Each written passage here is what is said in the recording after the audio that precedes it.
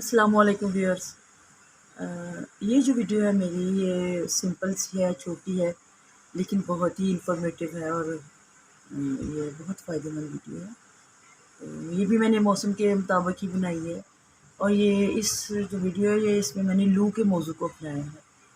کہ جس کو سن اسٹروک کہتے ہیں۔ یہ کس طرح، اس کی علامت کیا ہے، یہ کس طرح ہوتا ہے،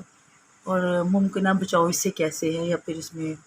ہم کون کون سی چیزوں کو استعمال کر کے اس سے بچ سکتے ہیں،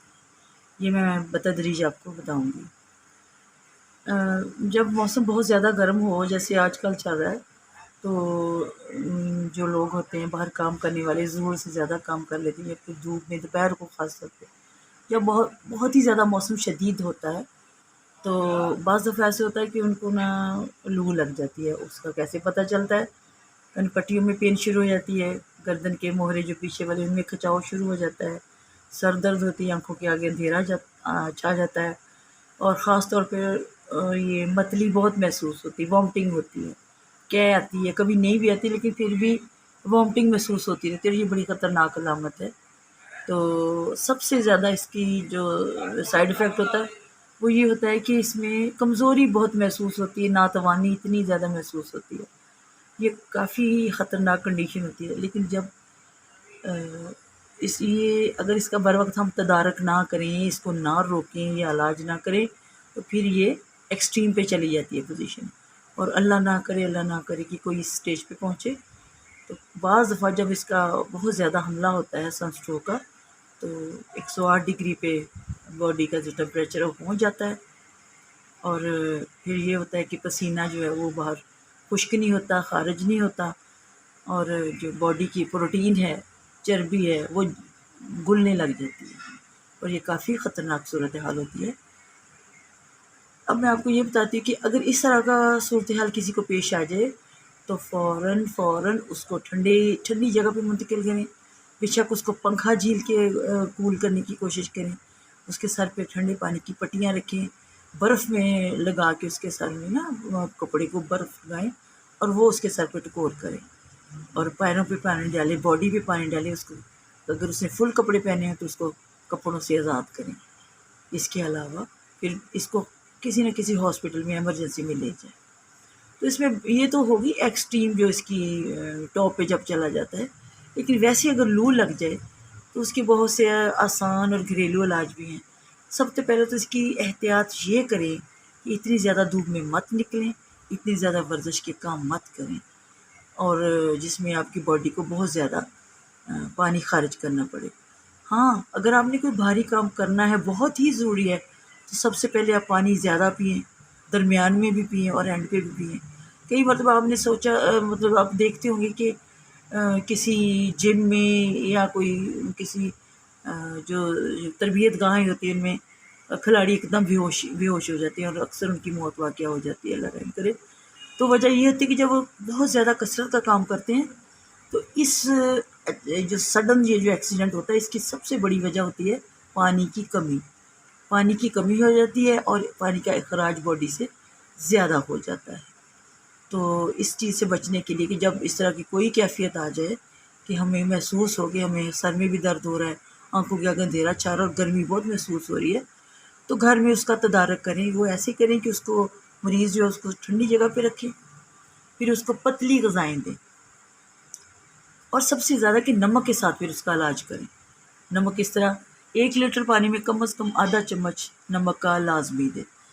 شوربہ دیں پتلا بنا کے اس کو، پھر اس کو کچی لسی بنا کے دیں، نمک والی، ہلکی چینی والی، پھر اس کو جو پکی لسی ہوتی ہے اس کو پتلا پتلا کر کے دیں۔ سندل کا شربت پلائیں، بزوری کا شربت پلائیں، الائچی چھوٹی کا شربت پلائیں اس کو بنا کے، اور اس کو کوشش کریں کہ جتنے بھی مشروبات وہ استعمال کر سکتا ہے وہ کرے۔ یہ چیزیں اس کے لیے بہت ہی اچھی ہیں۔ کوئی بھی آپ کے پاس فروٹ ہے تو اس کو گرائنڈ کریں اور اس کو پتلا کر اس میں نمک ملائیں، تھوڑی سی چینی ملائیں، وہ اس کو پلائیں۔ مطلب کہ اس کی جو بیلی ہے نا پانی سے بھر دیں، بھری رہنی چاہیے اس کی بیلی۔ جتنا پیشاب آئے گا اتنی ہی وہ اس کی ہیٹ جو خارج ہوگی، جتنا پسینہ آئے گا اتنی ہی ہیٹ خارج ہوگی، جتنا زیادہ اس کو پسینہ آئے گا اتنا ہی باڈی سے وہ ٹیمپریچر کو باہر نکالے گی۔ اور میں ایک بہت ہی ضروری بات آپ کو بتانا چاہتی ہوں کہ ہم لوگوں کا اکثر یہ کنسیپٹ ہوتا ہے کہ زیادہ سورج میں زیادہ سن اسٹروک ہوتا ہے، لیکن ہوتا ہے، لو لگتی ہے، لیکن جتنی زیادہ خطرناک حبس کے دنوں میں یہ لو لگتی ہے وہ زیادہ خطرناک ہوتی ہے، جب ہوا میں نمی زیادہ ہوتی ہے، تو وہ اگست اور جولائی کے ہوتے ہیں۔ اس میں یہ ہوتا ہے کہ ہوا میں چونکہ نمی بہت ہوتی ہے، اس لیے جو خارج ہونے والا پسینہ ہے جلدی خشک نہیں ہوتا، اور وہ پسینہ خشک نہیں ہوتا، اندر سے اور پسینہ نکلتا نہیں ہے، اور نہ وہ پسینہ نکلے نہ باڈی ٹیمپریچر کم ہو، یہ زیادہ خطرناک ہوتا ہے۔ تو ایسے موسم میں دھوپ میں مشقت سے بچیں، اور کوشش کریں کہ ہم صبح کو ایکسرسائز کر لیں یا پھر شام کو جب ہیٹ کم ہوتی ہے، اور ساتھ میں یہ کہ پانی پہلے پئیں۔ یہ ایک اندازے کے مطابق دیکھا گیا ہے کہ جو لوگ پانی پی کے ایکسرسائز کرتے ہیں ان کی جو کارکردگی ہے وہ 20% بڑھ جاتی ہے۔ تو اینڈ پہ میں آپ کو ایک بڑا پیارا سا ایک شربت بتاتی ہوں، وہ آپ بنا لیں جو لوگ دھوپ میں کام کرنے کی عادی ہیں یا پھر جن کو دھوپ میں نکلنا پڑتا ہے کسی نہ کسی وجہ سے، تو وہ یہ شربت بنائیں، اس کو استعمال کریں، تو یہ محسوس کریں گے کہ ہم میں پہلے سے زیادہ پاور ہے کہ ہم ہیٹ کو برداشت کر لیں۔ اس کے علاوہ ناشتے میں آپ یا کھانے سے پہلے 4-5 کشمش نہار کھا لیں، تو وہ بھی آپ کو پیاس کی شدت برداشت کرنے میں مدد دے گی اور گرمی کو برداشت کرنے میں مدد دے گی۔ تو چلے میں شربت کی طرف آتی ہوں۔ یہ ہے کہ آپ نے یہ کیری کا شربت ہے، آپ نے آدھا کلو کیری لینی ہے، یعنی کچی، جس کو چھوٹے آم ہوتے کچے آم چھوٹے، آدھا کلو وہ لے لیں، اور اس میں آپ نے 1.5 پاؤ گڑ ڈالنا ہے، ان کو چھیل کے ان کے بیج نکالیں کیریوں کے، اور اس میں 1.5 پاؤ گڑ ڈال لیں، اور پھر اس میں پانی ڈال کے پہلے بے شک ان کو ابال لیں علیحدہ سے اچھی طرح، جب وہ کچی کیریاں گل جائیں پھر ان میں گڑ شامل کر دیں، اور کم از کم 2 کلو پانی ڈال کے ان کو پکائیں، پھر اس میں کالا نمک شامل کر دیں۔ تو جب وہ شربت فارم میں آ جائے، مطلب گاڑھا گاڑھا سا بن جائے، تو ان کو اچھی طرح کسی کپڑے سے نچوڑ لیں اچھی طرح، وہ پھر ایون ہو جائے گی، اس کے جو پارٹیکلز ہیں نا سارے ایون ہو جائیں گے، اور اس میں سے جو ریفیوجل ہے، یعنی کہ اس کا جو